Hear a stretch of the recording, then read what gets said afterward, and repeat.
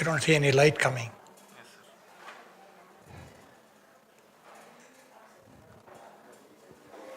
No, sir, it's not working. It's working now. Previously it works, sir. Now it's not working. Yeah, I should see some light there. Yes, sir. It's a laser light. I'll change the battery. Okay.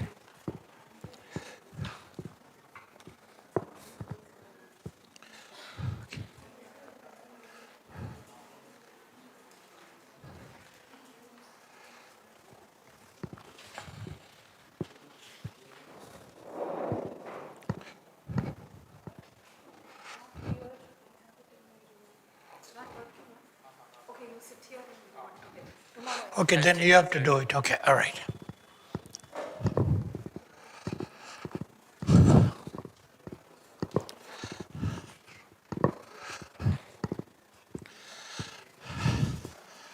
Okay, are we ready for the last session for today? Okay, so this section, incident handling and evidence collection, is very related to the previous section. See, it works. Oh, good. Okay, a cyber incident can be a cyber crime, but it doesn't have to be. Okay, and also here, if the cyber incident, you suspect it to be a cyber crime, then you have to do evidence collection. Okay, so again, there are laws for evidence collection, and we're going to touch upon that. And we are going to touch upon incident, what incident handling is, and even incident handling, there are rules strictly how it should be handled. In the U.S., for example, we have Fourth Amendment, Fifth Amendment.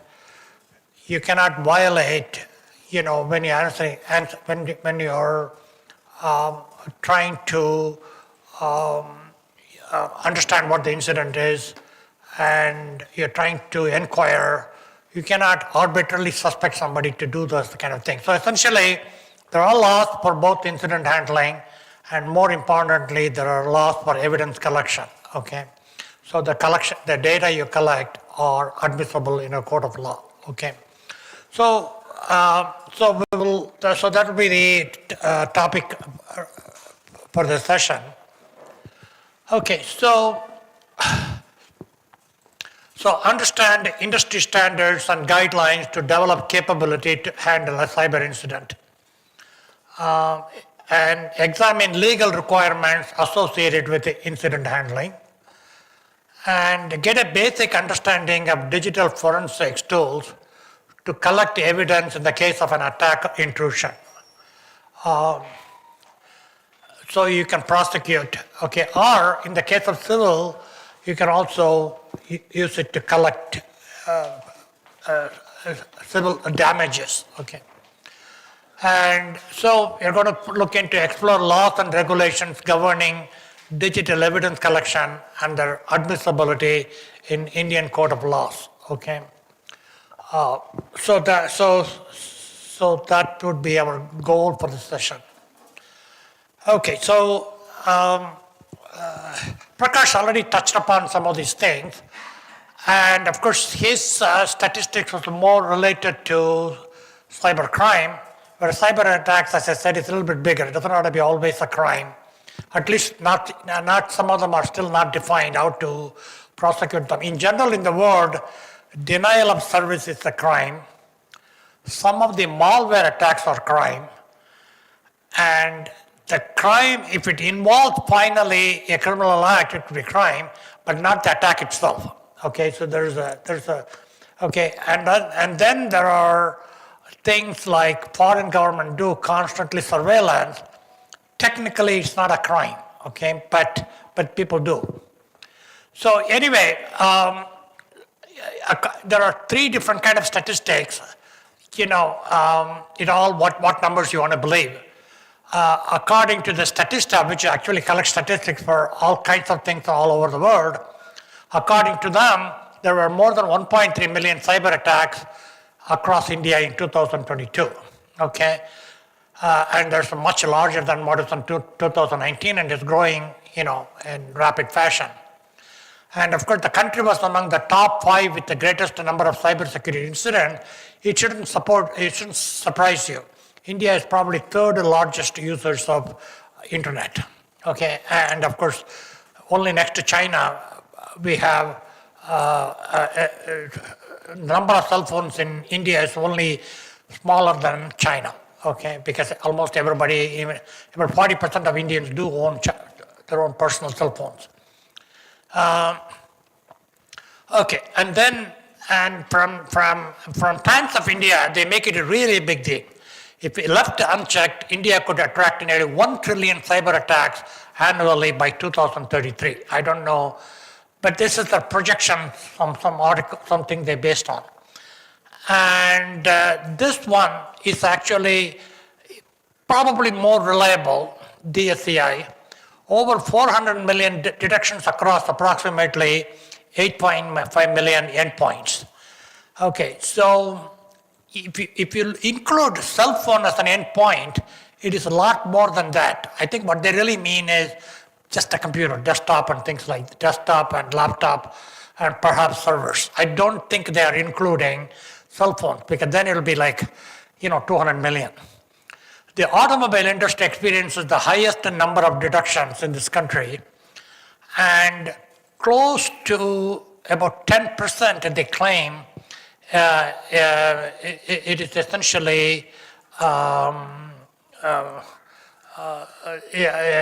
type of deduction. They just go after large amount of money. We'll come to it in a minute. Okay, so this is a slightly different perspective on the statistics from the cybercrime. This is more attacks, okay? And again, there are 3 different views. I don't know which one you want to believe, but whichever one you want to believe, it is fairly high and getting to be more and more as more people use internet and cell phones. Okay, now we are more looking at the somewhat technical perspective, but still, talk about attacks from somewhat in a financial sense. Ransomware is probably now number 1 where they claim a lot of money. For example, one of the hospitals in England, they wanted $350 million for the system to be put back, okay? And, essentially, they encrypt, for example, all the patient's data. Then there's no way you can access patient data without they needing the help and getting the unencrypted, okay? So ransomware is one of the major type of attacks, cyber attacks, and it has a financial calculation. I'm not sure ransomware per se is a crime, okay? Again, definitely denial of service is a crime, ransomware I'm not sure, okay? And Trojan horse is essentially somebody plans something, it constantly watches you what you're doing. Okay, so again, technically they installed something without your knowledge. Sometimes it could be simply advertising thing that's coming into the machine. Strictly speaking, it is a intrusion. It should be a crime, but I'm not classify as a crime. And then malware infection. It could be worm. It could be simply virus. The difference between virus and worm is virus is more, it's not a complete program. Whereas worm is a complete program, moves one place to another place, but both can do all kinds of damage, anywhere from deleting file, stopping the system, you name it, okay? And a lot of times malware happens because of bad software security. And injection attacks, usually SQL injection attack happens all the time with the database-based system, so which is almost everything. And then email-based cyber attacks, phishing, spam, spoofing, and a few other things like this. Okay, so again, strictly speaking, spam may be a crime, but people are doing it all the time. Okay, but phishing is certainly a crime, but spam, I don't think anybody's prosecuting anybody for spam. Okay, so anyway, we are talking about in general cyber threat, cyber attacks. Not all of it are a crime. Okay, so here is the thing when it happens. Okay, always the thing is cyber incident, either it already happened, you don't know, or it's going to happen. It's never a matter of if, it's only a matter of when. Okay, so all of us, anybody who has a reasonable system, is going to happen. Okay, sooner or later. So that's the way you want to view it, so that you put enough guidelines to handle cyber incident before it ever happens.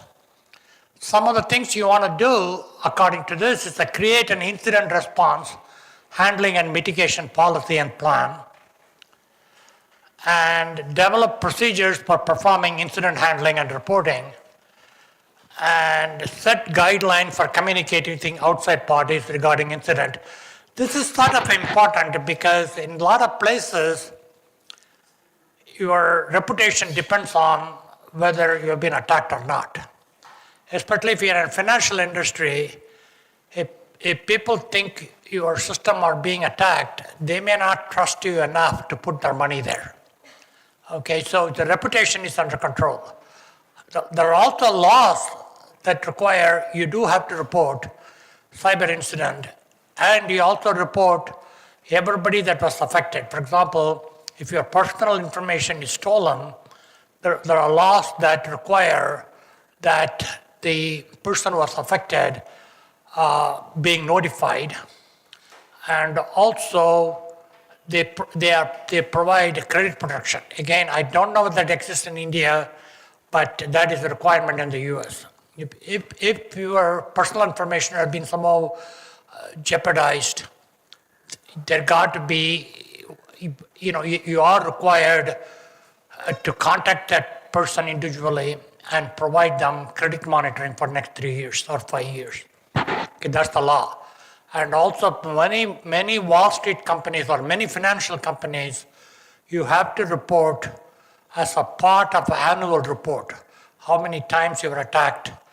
Okay, so people can value your stocks in the right way. Okay, again, India isn't quite advanced to all the thing to put all these requirements, but I'm sure it will get there sooner or later, this type of laws. Okay.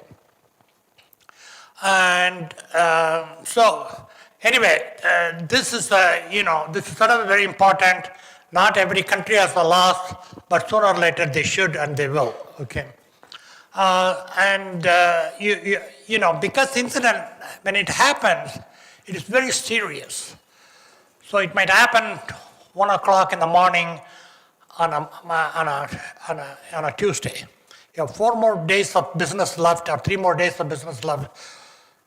And you have to handle this very quickly, capture all the evidence, and bring the system back without the attack continues. So in a way, it is a very stressful situation because you're operating under extreme conditions, but you have to stop the attack, find what is happening, make sure only that part of the system is disconnected. The rest of the system you have to put back in production because otherwise you lose money. Okay, in telecommunication system, financial system, you cannot go without coming back online very quickly, but you should also stop all the thing and collect all the evidence. So sometimes you may have only a couple of hours at night to get all your act together, make that happen. So you cannot be thinking at the time how to do this. You have to have all the plans ready, call all the right people, so they all in communicate, and then they do it. There may be experts only for Linux system. There may be experts only for Windows system. You got to get everybody in, and everybody has to work together. Isolate the problem to the extent you can. minimize the continued damage, put the thing back in production, and take all the steps necessary if to prosecute if you think there is a crime there. Okay. Anyway, so the reason why all this planning is needed is when it happens, it is very stressful, and you got to do a lot of things very quickly. You don't have a lot of time. Okay, and so generally you have to establish relationship and lines of communication between the incident response team and other groups, both internal legal department and external law enforcement agencies, media. Okay, and develop legal action plan. Okay, so you never underestimate the importance of having a good incident plan, and then if you don't have a plan, you're not going to execute. Even if you have a good plan, you may not still be able to execute because plans and execution are not the same.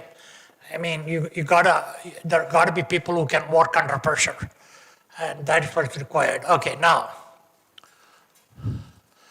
Okay, so what is digital forensics? Suppose you assume or suspect bad things have happened and there are some of them are attacked. So you have to collect and preserve evidence and presenting it in a court of law, okay?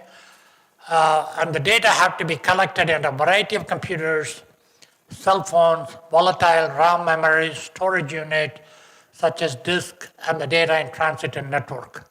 There are tools for each one of them, and then there are platforms which bring a lot of these things together.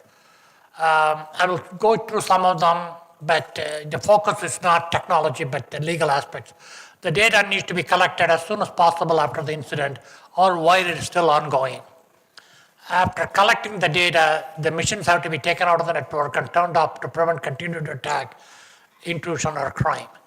And of course, disaster recovery and business continuity are going to be a topic tomorrow, and we'll talk about that. Okay. And one of the things is need to maintain the integrity of data collected during the chain of custody. So whatever you collect, okay, you have to make sure that the collected data isn't purposely or accidentally modified, deleted, and so on. Okay, so that's what chain of custody means. In other words, you have to tell the court that this is what I collected, nobody messed with it, and this is what happened at the time. Okay, so this is and there are cyber technologies that exist to do that, which is basically cryptography. You encrypt everything, you put integrity check, and then make sure that those things prove that things have not been changed. Okay. Okay, there are a lot of tools. I don't want you to go through every one of them. But basically what's happening is the digital forensic tools can fall into many different categories, including database forensics, disk and data capture, email analysis, file viewers, internet analysis, mobile device, and so on. And these are some of the platforms. They can do slightly different things, but the important thing is you have this, many of them are open source. And the two important things I will say is the EnCase, one of the best tools, okay, and probably coffee, okay. And they are just a platform. They have a lot of tools underneath with the good user interface and API. You can collect data from the disk, you can collect data from the files, you can collect data from the RAM memory. All these things you can do, and all you have to do is to start the process. It will do this quickly. Okay, then of course there are tools like Snort, Wireshark, which is a very specific thing. Wireshark is basically network analysis. It captures all the packets at the time. Wireshark, for example, is very good in helping you whether denial of service attacks has taken place. Okay, you can look at the packets and see what's going on. And Snort is a more runtime system, intrusion detection tool.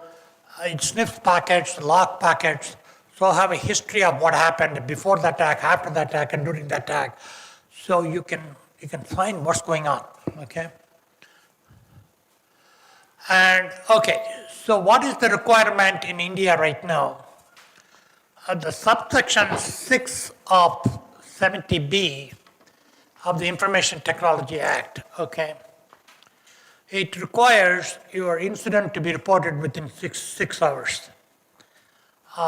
Required of any service provider, okay, and intermediary, like platform like cloud computer, data center, body, corporate, and government organization, you have to report cyber incident to CERT-IN, okay? And the cyber security incident types to be reported include almost everything. I mean, they include target scanning, probing, identity theft. You don't even know what they are yet because you just got attacked. You really don't know what they are. But they're basically saying, regardless of this type, just report it, but it looks like they're including everything, including the defacement of website. Okay, so India, it doesn't say if you're a small company, you don't have to report it. It simply says, all these people have to report it, okay? So, and if you're an individual computer, probably not, your home computer. But other than that, it looks like you have to report everything.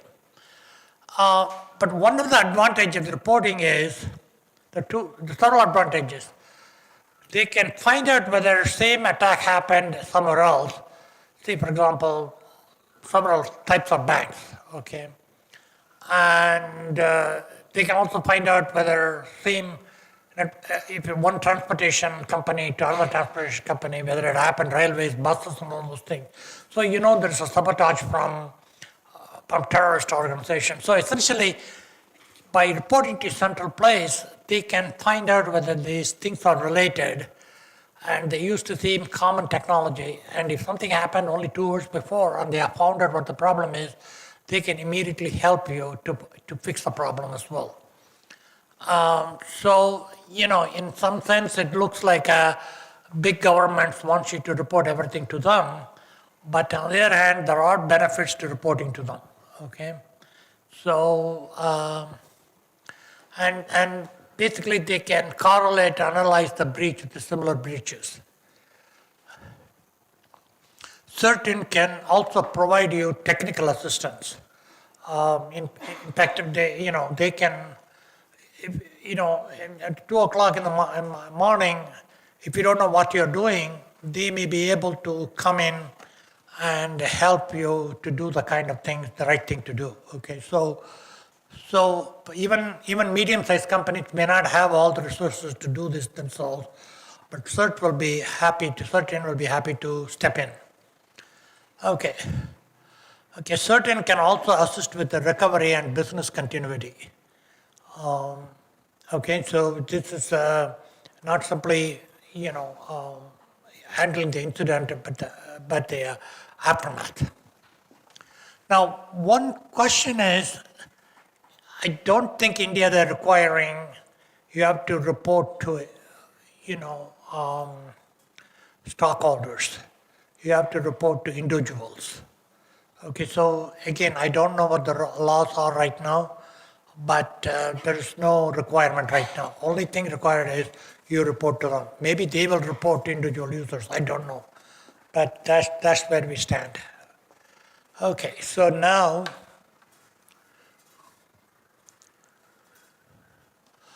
let's go to laws on admissibility, okay? In section 92 of the IT, the Act, evidence was amended to including electronic record. I think, Prakash already touched upon it, okay? So, which is good. Before that, you got to make a printed copy of something. If you have a binary file of your memory, who is going to make any sense out of it if it's printed? Okay, and the section 65B of the Evidence Act, if electronic evidence is primary, I think again Prakash touched upon it, it's admissible in a court of law. Before that, you have to make a copy, printed copy and all those things, and somebody has to certify.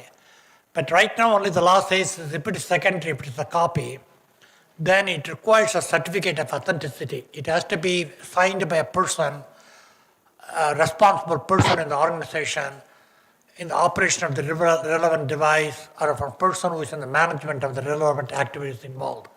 So it requires a human involvement. They have to certify it is true evidence that that I have collected, and it represents the aftermath, the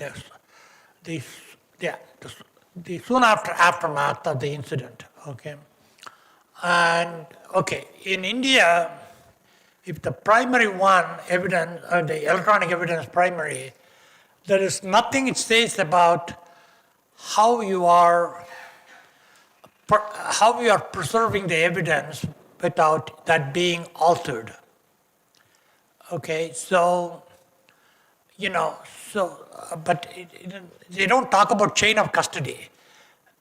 When you have the evidence, you're not going to sit in one machine because that machine can be attacked again. It may have to go through several things, so it passes several hands and several machines. Each time when you go to different machines, if somebody is a criminal, they're also after altering the evidence. Okay, so technically, they should be asking that evidence the chain of custody be preserved to a point where you can be sure it was not altered. And I don't see that law anywhere here, okay? But that is important. Otherwise, how do you know that evidence didn't change? Okay, all you need to change is a few bits, and you lost a lot of it, okay? Okay, so that's sort of one thing. Okay, in India, it's also required any evidence you collect, it's during the normal operation of the machine. In other words, you didn't purposely introduce a machine to prove somebody you don't like attacked it. Okay, it has to be in the normal operation. Okay, so that means, essentially somehow you have to prove, you weren't sucking in somebody to attack you so that you can put them in jail. Okay, so it has to be normal sense of operation, and then it must have attacked. And for that, it's not clear what proof you need, but that is required. Okay, so that is where we are, and let's see what's the next one. Okay, so this basically, give you various resources. The geek per geeks and subarg is essentially forensic evidence, forensic tools. The other one is the admission of admissibility electronic evidence. Again, use of electronic evidence in judicial proceedings.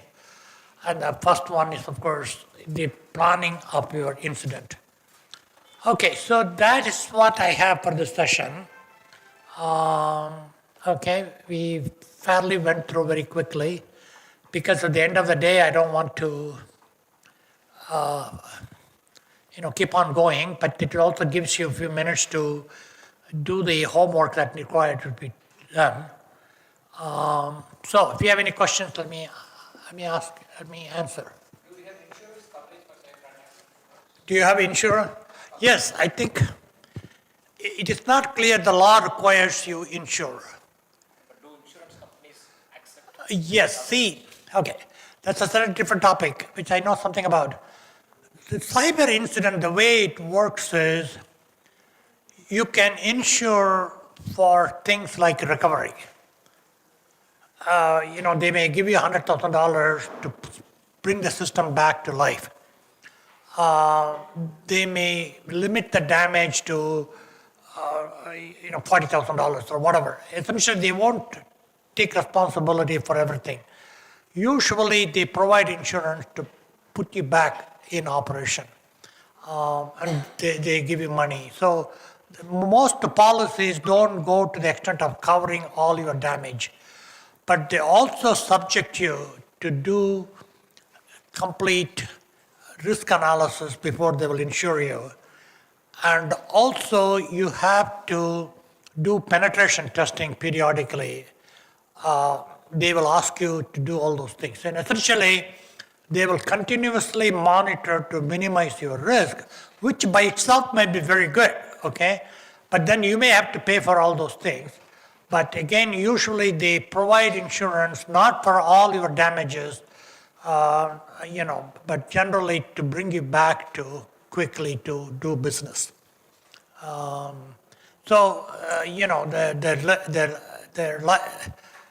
They limit their liability to fairly small amount. There are several companies in the US now provide insurance. I am sure there are companies here as well, okay?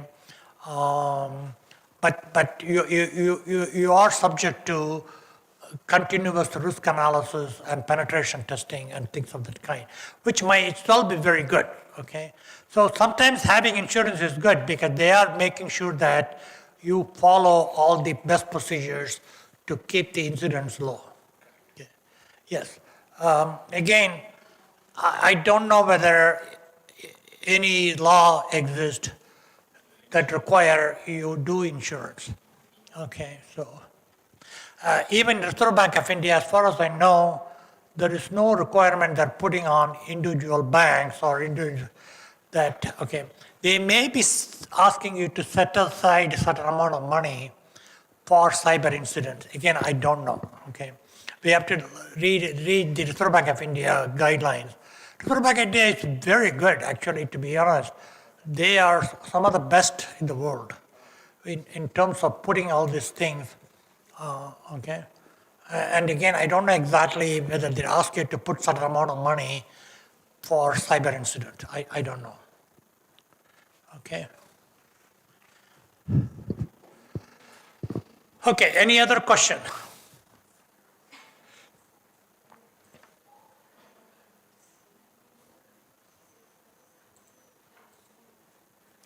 By the way, there are specialization nowadays just for forensic, digital forensics.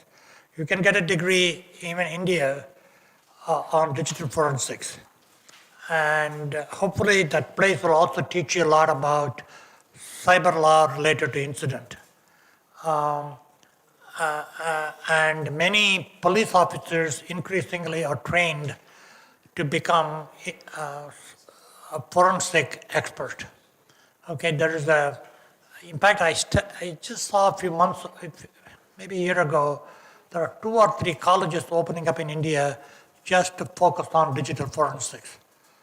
Okay, so it is a very, it could be a very lucrative field. Okay. So if you're considering a career in forensics, see, remember, forensics requires a lot of underlying computer knowledge. You have to know a lot about operating system. You have to know a lot about operating system. You have to know a lot about just the network. So people who are really technology savvy in the hands-on sense, forensics is a very good field to be in. And increasingly there are tools getting to be more and more sophisticated. So, it's something you don't have to start from scratch, but still a long way to go. I mean, the key point is you got to do forensics very quickly.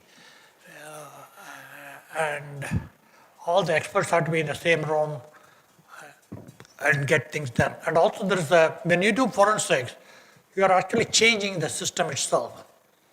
And you have to collect evidence without affecting the evidence. Okay, I mean, those are all required to really know who did it, what, and the court will accept, yes. If you manage to mess up the evidence when you're collecting, it can be solved because there are a lot of lawyers who specialize in a lot of these things, and they're going to say, your evidence doesn't support any of these things. Okay, so it's a field. It's getting to be more and more sophisticated, but there's a lot of things you can do, and also you have to know the law part of it. Okay. All right. Any other question? Okay, Dr. Janet, we have about 20 minutes. You can do homework, whatever you'd like you to do.